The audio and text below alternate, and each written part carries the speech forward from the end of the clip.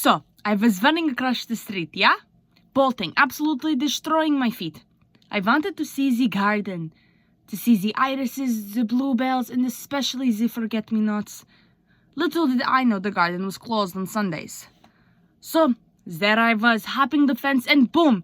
Here comes the guard, screaming and chasing me. So, naturally, I started running like I'm in a race. He was really fast, but no one can outrun me. 2-time winner of the 100-meter dash, yeah? Long story short, I slid him 30 euros and boom, I was in bliss. Did you know flowers have ears? They listen. So I like to tell them stories so they grow big and strong.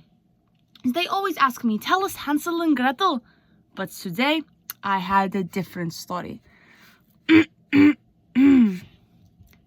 Once there was a girl named Greta. She lived in Berlin and always had a flower in her hair. And in her class there was a boy named Jake. He loved to bake, although his strudel did give him aches. She would stare at him during history, how his pencils were always sharp, his hair was always combed, and every day he would turn back and look at Greta's flower. He would draw it on a little piece of paper and pass it back without a word. But this Friday was different.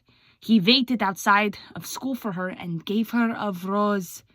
And then, of course, she froze, that silly girl. Butterflies took over her stomach. He asked her to go to the festival tomorrow, and she did. She wore her favorite blue dress. They danced and laughed and had sausage, yeah? And finally he said goodbye with a kiss, which left little Greta in a state of bliss. After I finished the story, the flower started screaming, "Your name's Greta too. Is this story about you?" It's those silly flowers. Different Gretas, I tell them. I picked a rose that day. The flowers insisted. And on Monday I went to school and left with a drawing of a rose. Don't tell the flowers.